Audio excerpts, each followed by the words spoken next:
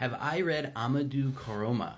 I have not, but I very much appreciate you bringing up his name because I've been wanting to, and just in researching it, I realized that it needs to be shared with everyone here in case they can start reading him too. He grew up in Côte d'Ivoire, and in 1960, when the country achieved its independence, he started questioning the policies of the government, and they imprisoned him for it. So once he was out of jail, he went into exile for the next 30 years in Algeria, and then Cameroon, and then Togo. And it was during this time that he started writing books against the betrayal of legitimate African aspirations at the dawn of independence with these post-colonial governments in Africa. I want to highlight his 4 major books because all of them look like they are worth reading. You can see the first one here, Les Soleils de l'Indépendance, The Sons of Independence, and it's a critical treatment of post-colonial government in Africa.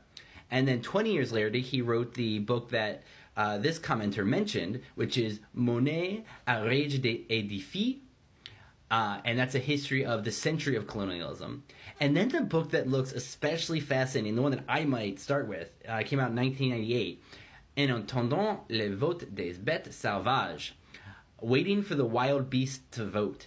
And it is a satire of post-colonial Africa in the style of Voltaire, but it also incorporates the griot style of storytelling in Western Africa. And if you don't know about the griot, it's a fascinating verbal history that's been passed on for centuries and centuries. And much of the knowledge of the history of these parts of Africa come through this griot storytelling that still goes on. And so this waiting for the wild beast to vote kind of mixes up Voltaire with the epic of Sundiata.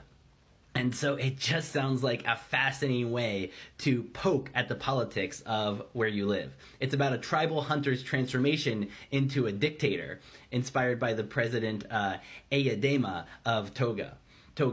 So that one looked really fascinating. And then in 2000, he published Allah n'est pas obligé, or Allah is not obliged, and that is a tale of an orphan who becomes a child soldier when traveling to visit his aunt in Liberia. And so, I mean, just look at this guy. He looks like the kind of guy who refused to stop using his pen because it was his most powerful weapon. And satire is often what dictatorial governments fear the most because it reveals that the emperor has no clothes, that you could just overthrow all of them. You'll probably get a lot of people killed and tortured in the meantime, but the people have the power to do that. And so I was really inspired by this comment to start digging more into Kourouma's work. So thank you so much for sharing.